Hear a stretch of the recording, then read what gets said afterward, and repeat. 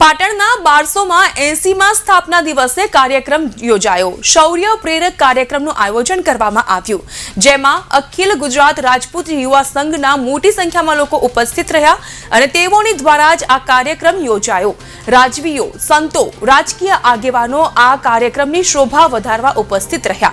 સાંસદ, ગુજરાત પ્રદેશ કોંગ્રેસના અધ્યક્ષ પણ અહીં ઉપસ્થિત જોવા મળ્યા। રાજપૂત સમાજની બાળાઓ દ્વારા તલવાર સાથે કૃતિ રજૂ કરવામાં આવી। સાણંદ યુવા રાજવી, બનાસકાંઠા જિલ્લા ભાજપ પ્રમુખ પણ આ કાર્યક્રમમાં જોડાયા। સ્થાપના દિવસે પાટણ પધારે છે, શું સંદેશો આપશો આ કાર્યક્રમમાં? ગુજરાતની વર્ષો સુધી રાજધાની એ પાટણ રહી અને પાટણનો એક ભવ્ય ઇતિહાસ રહ્યો। ગુજરાત માટેનો સુવર્ણકાળ ઇતિહાસકારોએ લખ્યું છે કે જ્યારે પાટણ રાજધાની હતી, ચાવડા અને સોલંકી વંશજોની સત્તા હતી ત્યારે રહ્યું। અને ખૂબ આનંદ છે કે આજે 1280મો પાટણ નગરનો સ્થાપના દિવસ છે, ત્યારે આ સ્થાપના દિવસના કાર્યક્રમમાં ઉપસ્થિત રહેતા ખૂબ આનંદ અને ગૌરવ થયું। ઇતિહાસના પાનાઓ ઉથલાવીએ તો એ વખતની રાજસત્તાએ સેવાની સાધના કરી। કોઈ પણ પ્રકારના બે વિચાર ઊભા થાય તો એ વિવાદને સંઘર્ષથી નહીં, સંવાદથી ઉકેલવાનો એક અભિગમ રાખ્યો। રાજ્યમાં જનતાની વચ્ચે ધર્મના નામે વિવાદ ન થાય। જૈન ધર્મ અને હિન્દુ ધર્મ એ બંનેના વચ્ચે એક સૂત્રતા જળવાય અને બે ધર્મના કારણે જનતા વચ્ચે ભેદભાવ ન થાય, એ પણ એ વખતના રાજ્યના સત્તાધીશોએ જોયું। રાજ્ય સત્તામાં બેઠેલી વ્યક્તિએ વ્યક્તિગત લાગણીઓને બાજુએ મૂકીને જનહિત માટે કામ કરવાની વાત કરી।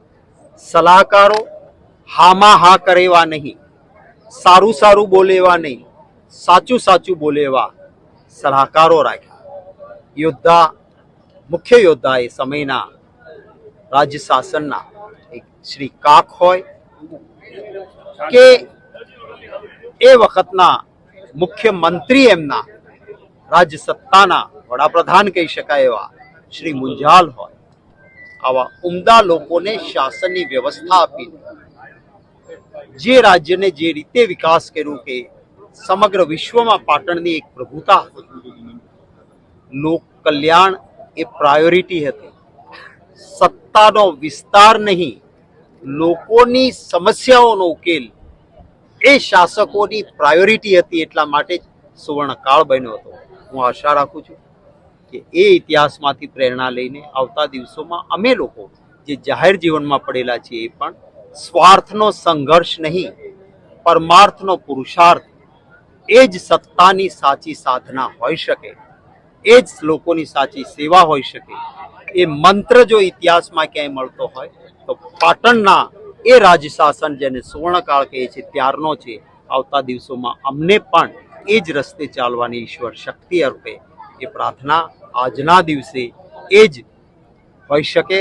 પાટણના આજના 1280માં સ્થાપના દિવસે સૌને ખૂબ શુભકામનાઓ, સમગ્ર ગુજરાતને, કારણ કે ગુજરાતની વર્ષો સુધી રાજધાની એ પાટણ રહેલું છે। Thank you.